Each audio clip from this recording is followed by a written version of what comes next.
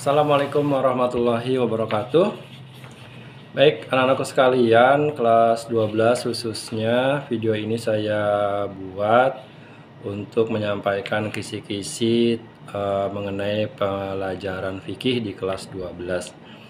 Memang secara umum hampir semuanya sudah sampai ke materi yang diujikan di UAS fikih ini, tapi ada satu atau dua kelas yang sepertinya belum sampai materinya karena jadwalnya ya sering bentrok ya dengan kegiatan-kegiatan yang lainnya kayak gitu.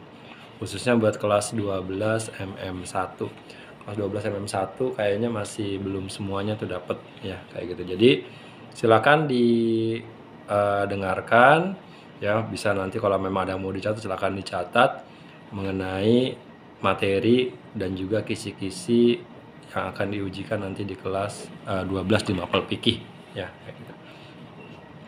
Baik, anak-anakku sekalian,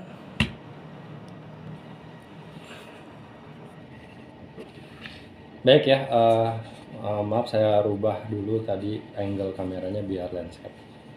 Oke, secara umum pelajaran fikih ataupun materi fikih yang akan keluar, yang akan muncul di UAS itu hanya 2 pasal aja ya. Pertama tentang rukun Islam, yang kedua tentang rukun iman kayak gitu. Ini secara umum.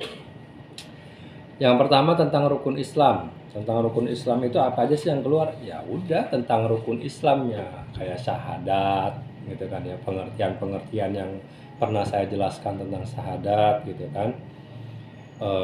Ada pengertian Tuhan mungkin di situ kan, kemudian pengertian aku bersaksi itu pasti ya yang pokoknya yang pernah saya sampaikan, saya pernah jelaskan lah kayak gitu.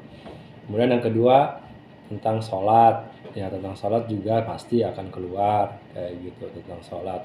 Kemudian yang ketiga tentang zakat ya. Kalau zakat pasti yang muncul ya zakat mal, zakat fitrah, kemudian kapan waktu mengeluarkannya seperti itu, dan juga pengertian, bukan pengertian ya, ada nisab, haul gitu. Itu zakat fitrah tuh ada nisab, haul. Kalau nisab ya paling tentang zakat mal tuh ya. Kemudian ada juga hitung-hitungan tentang zakat mal, dan juga hitung-hitungan tentang zakat fitrah ya.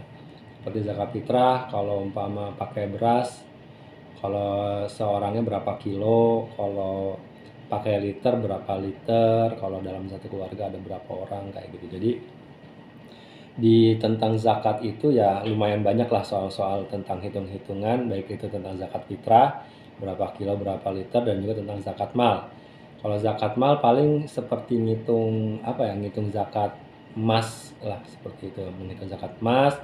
Kemudian nisab hewan ternak itu kan, itu pernah saya sampaikan ya, umpama kambing berapa ekor, nisabnya sapi 30, nisabnya kambing 40, nisabnya unta 5 gitu. Itu kayaknya kemungkinan besar tuh akan ada soal-soal kayak begitu gitu. Kemudian oh ya, kalau yang syahadat tadi ya, tentang syahadat ya salah satu pengertian tentang Tuhan, tentang bersaksi, kemudian Nabi Muhammad yang Rasulullah itu Nabi Muhammad siapa ya, harus tahu tuh nama bapaknya, nama kakeknya gitu kan. Itu dipahami saja seperti itu gitu. Kemudian tentang zakat ya. Kemudian setelah zakat masuk ke tentang puasa ya. Kalau puasa ya mungkin puasa yang wajib ada berapa gitu kan ya, nama-nama puasa wajib itu apa, paling kayak gitulah puasa, masalah puasa gitu kan. Kemudian ya mungkin yang membatalkan puasa nanti akan ada juga gitu. Itu kalau puasa ya. Selanjutnya rukun Islam yang kelima yaitu tentang haji. Kalau haji yang akan keluar materi-materinya ya tentang nama-nama ibadah yang ada di dalam haji, dari mulai ihram itu apa gitu kan. Kemudian ya baca-baca aja lah, ihram itu apa, kemudian tawaf itu apa, sa'i itu apa,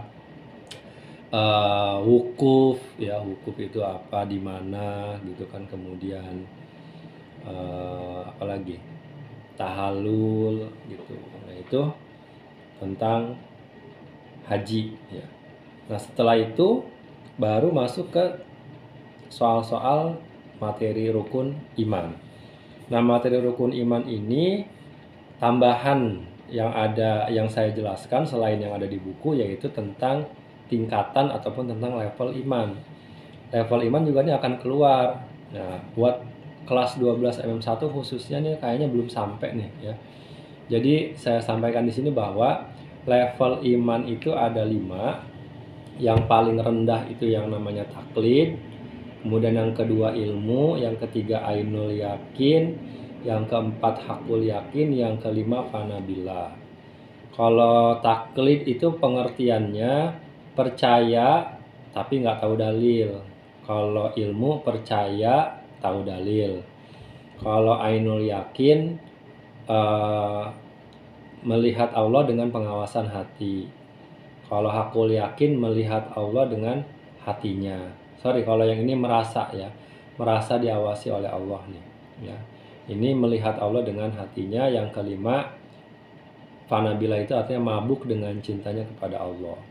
Nah, jadi selain tentang rukun iman, ya saya jelaskan juga tentang level ataupun tingkatan iman. Jadi akan muncul tuh nanti di soal ya tentang tingkatan iman ini ya, level-level ini yang taklid, ilmu, ainul yakin, hakul yakin, fana billah itu akan muncul ya. Nah terus apalagi yang akan keluar tentang rukun iman? Yang pasti yang akan keluar tentang rukun iman adalah pengetahuan-pengetahuan dasar dari rukun iman. Rukun iman kan ada 6. 1, iman kepada Allah, iman kepada malaikat, iman kepada kitab, iman kepada rasul, iman kepada hari kiamat, iman kepada qada dan qadar. Nah, akan muncul pertanyaan-pertanyaan tentang hal-hal yang 6 ini.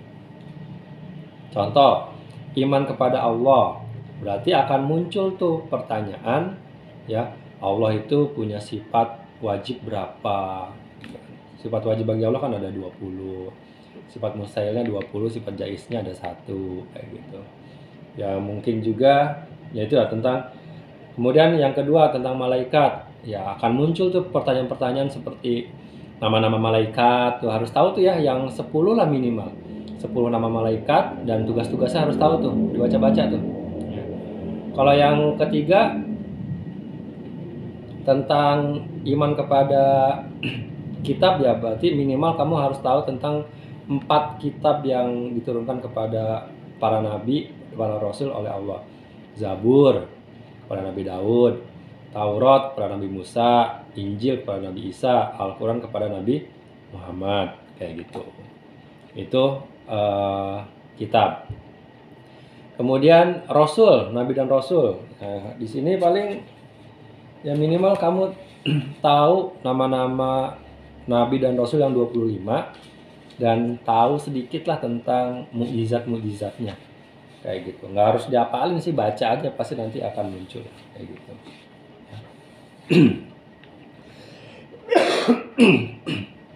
Kemudian nabi dan rasul apalagi yang akan muncul kira-kira Pak? Nabi dan rasul itu yang akan muncul seperti persamaan nabi dan rasul. Tuh, baca-baca tuh.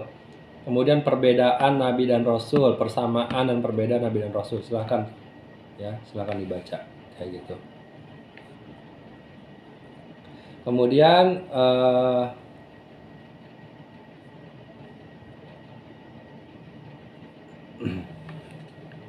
setelah itu akan muncul apa lagi soal-soalnya. Kalau tentang nabi dan rasul mungkin kayak gitu ya, nama-nama nabi dan rasul, kemudian mukjizatnya mungkin ya, sama perbedaan dan persamaan nabi dan rasul. Yang ke-5, iman kepada hari kiamat. Yang muncul apa Pak yang keluar? Kalau iman kepada hari kiamat itu yang akan muncul adalah nama-nama dari hari kiamat. Jadi hari kiamat itu kan salah satu nama aja ya. Jadi hari kiamat itu kan ada yang disebut yaumul kiamat, hari kiamat. Maksudnya apa sih hari kiamat? Oh, maksudnya hari dibangkitkan gitu. Qiyam itu kan bangkit ya, hari dibangkitkan gitu.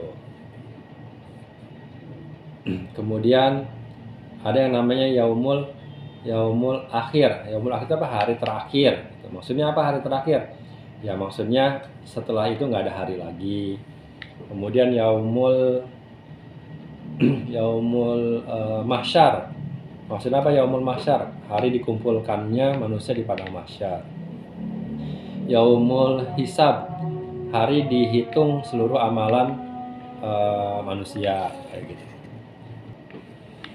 Baik ya, saya ulangi ya. Jadi kalau tentang hari kiamat itu baca-baca pengertian hari kiamat ya.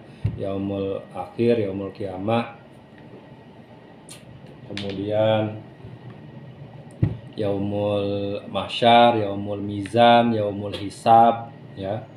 Yaumul jaza kayak begitu ya. Pokoknya baca-baca pengertian tentang nama-nama hari kiamat. Itu ada beberapa.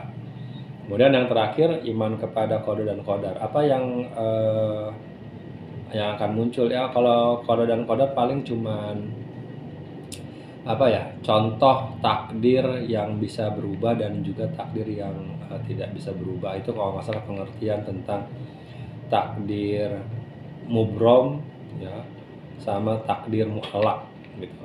Baca-baca aja takdir mubrom, takdir mu'allaq sama contohnya. Ya udah itu aja cukup gitu. Oke ya. Jadi kira-kira seperti itu ya. Jadi materi di UAS kelas 12 fikih itu hanya rukun Islam, rukun iman. Rukun Islam itu membahas tentang syahadat, pengertian Tuhan, bersaksi gitu kan. Kemudian Nabi Muhammad, orang tuanya, bapaknya, kakeknya tuh ya. Kemudian sholat ya, peristiwa kapan Nabi mendapatkan perintah untuk sholat kayak gitu. Kemudian zakat ya, pengertian yang ada di zakat mal, zakat fitrah, nisab, haul, hitung-hitungan zakat fitrah berapa kilo, berapa liter. Hitungan zakat mal itu minimal kamu tahu tentang zakat mal emas ya, sama nisab hewan ternak ya, kambing, sapi, unta itu berapa ekor nisabnya. Kemudian puasa ya, nama-nama puasa wajib ya. Kemudian haji, nama-nama ibadah dalam haji, ihram, wukuf, sa'i, tawaf. Kemudian tahalul, nah itu baca-baca. Kalau rukun iman apa? Rukun iman ya level tingkatan iman ya. Pengertian taklid, ilmu, ainul yakin, hakul yakin, fana billah kayak gitu ya, fana billah. Kemudian pengertiannya ya, itu level iman ataupun tingkatan iman. Yang terakhir yaitu tentang pengetahuan kalian yang dasar tentang rukun iman. Iman kepada Allah berarti harus tahu tuh sifat wajib bagi Allah, wujud, qidam, baqo gitu ya. Kemudian iman kepada malaikat ya, nama-nama malaikat yang 10 sama tugas-tugasnya tahulah, harus tahu. Kemudian nama-nama kitab ya ada 4 dan siapa yang dapat menerima kitabnya. Kemudian Nabi dan Rasul, perbedaan persamaan Nabi dan Rasul, nama-nama Nabi sama sedikitlah tentang mukjizatnya kayak gitu. Hari kiamat, nama-nama hari kiamat sama pengertiannya. Baca aja, nggak perlu dihafal, cukup baca pasti nanti akan nyangkut. Yang terakhir qada dan qadar ya, pengertian takdir mubrom, takdir mu'allaq, contoh-contohnya kayak gitu. Oke ya, jadi itu aja anak-anakku sekalian. Intinya pesan yang paling penting buat kalian adalah ketika mengerjakan UAS ataupun mempersiapkan diri untuk UAS, persiapkan sebaik-baiknya ya. Jadi apa yang harus dipersiapkan? Ya baca, ulangi lagi yang pernah diajarkan segala macam, baca kisi-kisi, lihat kisi-kisi segala macam. Ketika nanti pas ujiannya ya sudah, kerjakan saja sesuai dengan kemampuan kalian. Jadi jangan pernah punya pikiran bahwa nilai saya harus bagus kemudian kalian menghalalkan segala cara, nggak usah kayak begitu. Karena nilai UAS juga kan cuma diambil cuma 30% ya. Yang paling gede itu adalah nilai harian kalian kayak gitu 50%. Jadi ngapain kamu menghalalkan segala cara untuk mendapatkan nilai yang baik tapi dari proses yang nggak baik gitu. Jadi ayo ya mulai sekarang pede dengan hasil sendiri ya, bangga dengan hasil sendiri kayak gitu. Berapapun hasilnya ya kan tergantung bagaimana persiapan kalian. Jadi yang paling utama adalah persiapkan diri dulu. Setelah mempersiapkan diri dengan sebaik-baiknya, pas ujian kerjakan secara jujur, hasilnya udah bukan tugas kalian lagi kayak gitu. Itu aja mungkin dari saya ya. Terima kasih ya untuk perhatiannya. Wassalamualaikum warahmatullahi wabarakatuh.